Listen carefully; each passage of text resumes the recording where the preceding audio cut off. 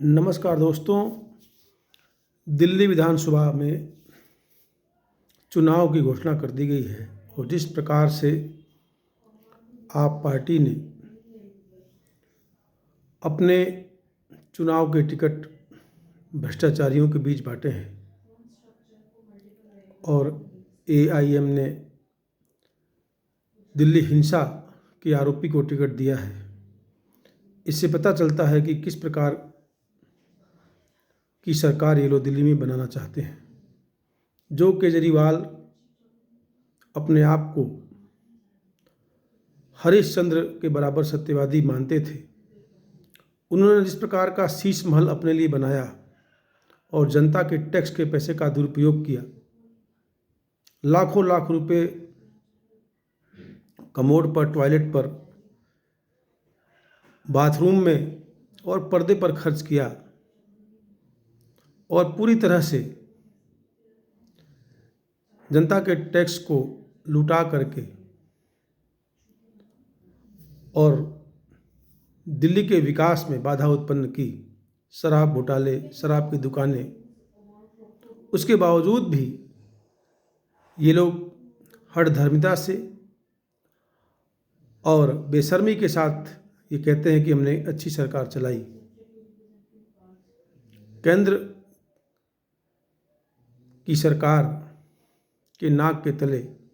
अगर केंद्र के विचारों से सहमत होने वाली सरकार नहीं हो तो विकास किस प्रकार से बाधित होता है 10 सालों में लोगों ने देखा है। और वास्तव में अगर दिल्ली का विकास करना है, एक विश्व की प्रथम राजधानी दिल्ली को बनानी है, तो निश्चित रूप से केजरीवाल जैसे भ्रष्टाचारी को हटाना ही होगा। इसलिए नहीं कि वह बीजेपी के विरोधी हैं, वरन जिस प्रकार से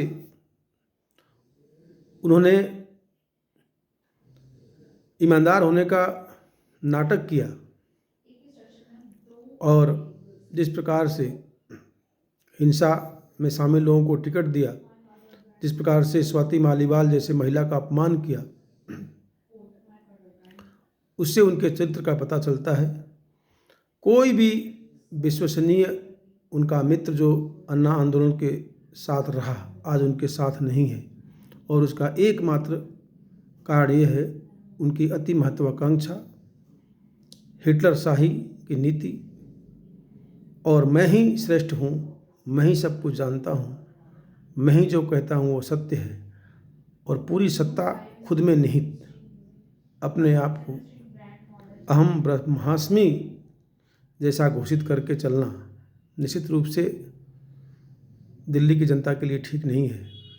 और दिल्ली की जनता उनको ज़रूर सबक सिखाएगी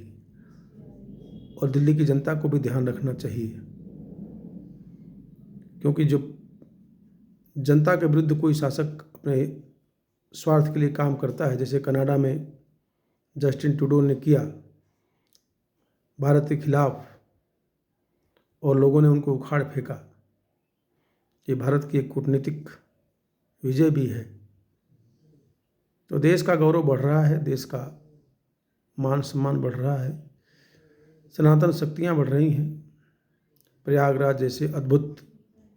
उत्सव का आनंद पूरा देश उठाने जाने वाला है।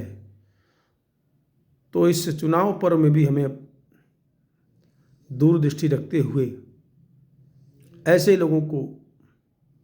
सरकार चलाने का मौका देना चाहिए जिससे कि भारत मजबूत हो, भारत स्वाभिमान के साथ आगे चल सके। तो हमें विचार करना चाहिए। जय हिंद, जय भारत।